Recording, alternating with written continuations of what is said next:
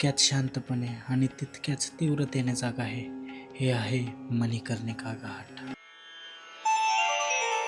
आणि आपण पोचलो मणिकर्णिका द्वारामध्ये. येथेच जीवन आणि मृत्यूचं चक्र समाप्त होतं.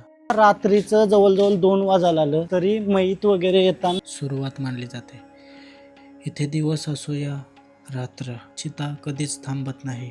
दिन में कितनी चिता जलती है इधर? कोई गिनती नहीं, देखते देर सवेरा हो जाएगा आपको।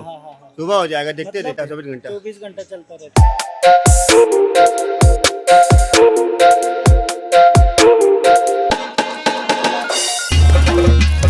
हॅलो गाइस, तर पुन्हा एकदा स्वागत आहे तुमचं ब्रँड ब्लॉग.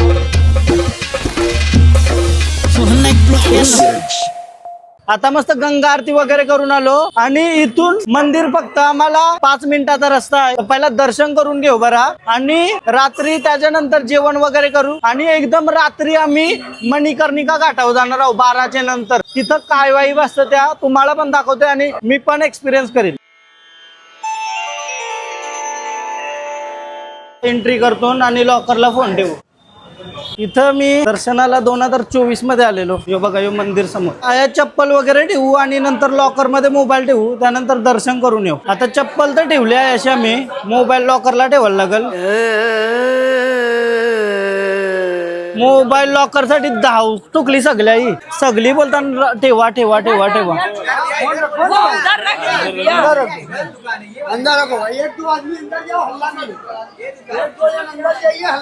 टेन्शन आला भाई, टेन्शन. मोबाईल ठेवाला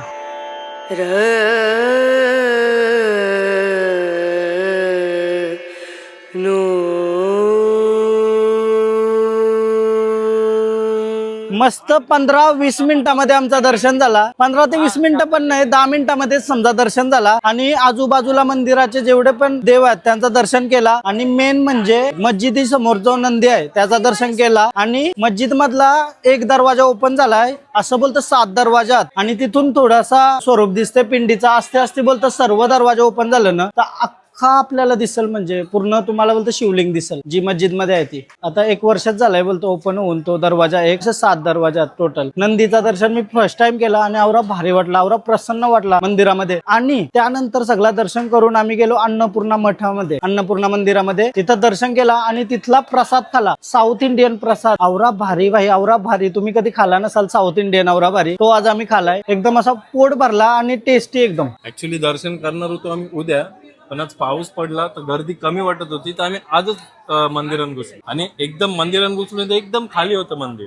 फटाफट दर्शन केलं. आणि ट्रेन मध्ये आम्हाला एक नाही माणूस भेटलेला मिश्रा करूनचे, त्यांनी सांगितलेला अन्नपूर्णा दर्शन करा आणि त्यांचा प्रसाद खा. तर प्रसाद कैसा होता पुरंदो? प्रसाद 1 नंबर मस्त होता. 1 नंबर प्रसाद होता. जसं सांगितलेलं त्याचे मी थर्ड डबल चांगला वाटला. मी थर्ड टाइम आलोय, पण माझे थर्ड टाइम मी एक्सपिरियन्स केलं.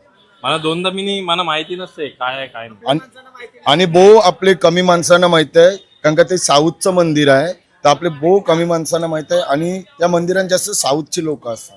तर कोणी आपल्या माणसांना विचारलं पाहिजे अन्नपूर्णा मातेचं मंदिर काय आहे, त्याने तो प्रसाद भेटतो. एकदा तुमचं आपलं बाबाचं दर्शन म्हणजे काशी विश्वनाथचं दर्शन झालंय, त्याच्यानंतर तुम्ही अन्नपूर्णा माता तिचं दर्शन करा. त्याच्यानंतर तिचा प्रसादाचा स्वाद घ्या. तिचा प्रसादाचा स्वाद एवढा चांगला आहे ना, एवढा चांगला, तुम्ही आठवण ठेवशाल. हे दर्शन करशाल तरच तुमचं काशी विश्वनाथचं दर्शन होईल, कम्प्लीट होईल. मस्त दर्शन वगैरे करून रूमला आलो आता आम्ही. आता फ्रेश वगैरे होऊ आणि नंतर जाऊ आम्ही रात्री 12 वाजता मणिकर्णिका घाट एक्सप्लोर करायला. 12च्या नंतरच कैसा काय असतं. घरांचेही बघतील व्हिडिओ, तर ही व्हिडिओ म्हणजे मी सेफ आहे तेव्हाच एडिट करू शकलोय, नाही तर मग तुम्हाला बघायलाच नसती भेटली. एकदम परफेक्ट आहे, काही असं नसतं. बट एक्सपिरियन्स घ्यावाचा होता यो लाईफ मध्ये एकदा तरी, की रात्री 12 नंतर तिथं काय असतं, कसं असतं, म्हणजे काय चिता तर जलत असतात बट बाबा वगैरे बसलेले असतात, ते बघू कसं काय असतं. बघूया, जर भेटला तर एक्सपिरियन्स करायला आपल्याला भेटत. रात्रीचा आता 1:30 वाजलाय आणि आम्ही मणिकर्णिका घाटसाठी निघलो. आणि इथं बघतो मंदिरात सकाळच्या लवकर जाण्यासाठी लाईन लागली. अभिषेकासाठी लाईनीला उभे आहेत. सकाळचे 4 वाजता मंदिर ओपन होईल आणि आता 1:30 वाजलं, आतापासून लाईन लागली. आम्हाला 10-15 मिनिटांमध्ये दर्शन भेटला, बट अभिषेक असेल म्हणून आवरी लाईन लागली. बोला हर हर महादेव. मंदिराच्या ते साईडला पण लाईन लागली आणि समोर आलो ना काही साईडला पण एक लाईन लागली. इथं लयच लांब लाईन आहे मंदिरात जाण्यासाठी. बाबा रात्रीचे 1:30 वाजल्यापासून लाईन लागली. सकाळचे 4ला मंदिर ओपन होईल. नशीब आज आम्ही दर्शन केला, नाही तर उद्या पक्कीच गर्दी भेटल असं वाटतंय म्हणा. आणि आपण पोचलो मणिकर्णिका द्वारामध्ये. येथेच जीवन आणि मृत्यूचं चक्र समाप्त होतं. क्रेझी गोष्ट झाली. रात्रीचा 1:30 वाजलाय. तुम्ही बघू शकता एक मैत आलाय जो जालन्यासाठी आता मणिकर्णिका घाटला घेऊन जातील. गाडी आपल्याला मैत दिसतंय. आता रात्रीच्या रात्री घेऊन जातील अंतिम संस्कार करायला. बनारसच्या या गल्ल्या शांत झाल्या आहेत, पण या शहराचा एक भाग तितक्याच शांतपणे आणि तितक्याच तीव्रतेने जागा आहे. हे आहे मणिकर्णिका घाट.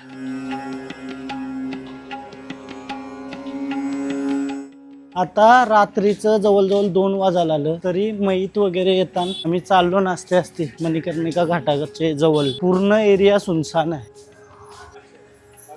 आता आपल्याला लाकडं घेऊन जाताना दिसतात घाटावर अंतिम संस्कारासाठी. ही जगातील एकमेव अशी जागा आहे जिथे मृत्यू हा शेवट मानला जात नाही, तर तो मोक्षाच्या प्रवासाची सुरुवात मानली जाते. इथे दिवस असो या रात्र, चिता कधीच थांबत नाही आणि म्हणूनच या घाटाला the burning ghat of Kashi असेही म्हटलं जातं. पोचलो मणिकर्णिका घाट. इथं आपल्याला लाकडा बिकडांची दुकानं बघायला भेटतील. सकाळच्या आलात ना तुम्ही एकदम प्रॉपर तुम्हाला बघायला भेटेल. बट सध्या सगळा बंद आहे. मी या घाटावर पोचलो तेव्हा मनात अनेक प्रश्न होते, भीतीही होती, कारण पहिल्यांदाच मी मृत्यूला इतक्या जवळून पाहत होतो. येथे एक वेगळीच शांतता होती. ही शांतता आवाज नसल्यामुळे नव्हती, तर मृत्यूचा स्वीकार इथल्या प्रत्येक श्वासात विरघळलेला होता.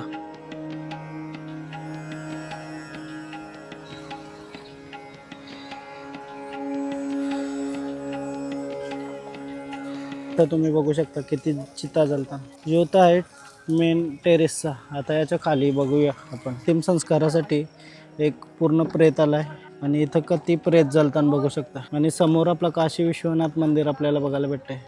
पूर्ण होड्या वगैरे आता बंद आहेत. आता इथं एक आपल्याला प्रेत बघायला भेटतंय. समोर अजून एक आहे इथंशी बघू शकता. इथं अंतिम संस्कार चालू आहे. बाबा बाबा काय एनर्जी आहे, डार्क एनर्जी आहे प्रॉपर.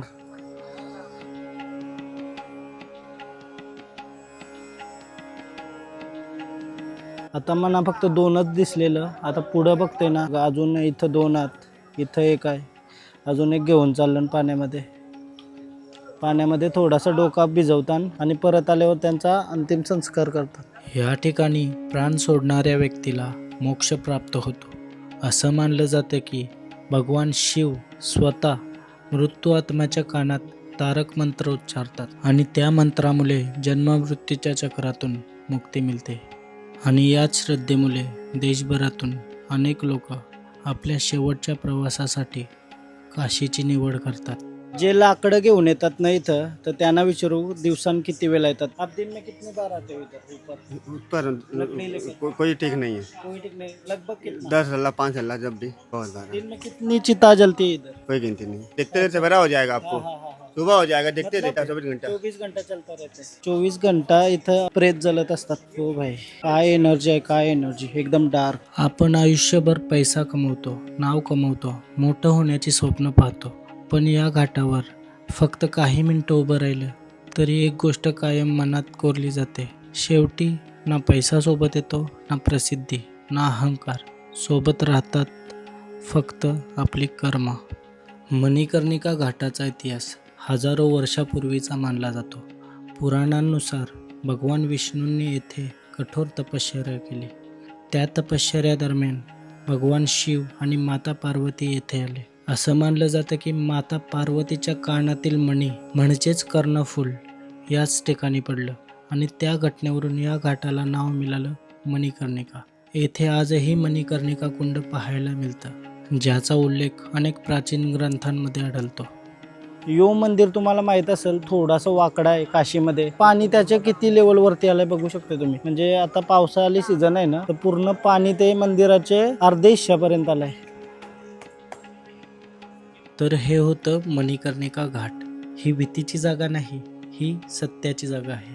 येथे येऊन मृत्यू समजत नाही तर जगणं समजतं. कारण जो माणूस मृत्यूचं सत्य स्वीकारतो तोच खऱ्या अर्थाने जगायला शिकतो. काशी फक्त एक शहर नाही, ती एक अनुभूती आहे, एक श्रद्धा आहे आणि जीवनाच्या शेवटातून अंततेच्या सुरुवातीकडे नेणारा एक प्रवास आहे.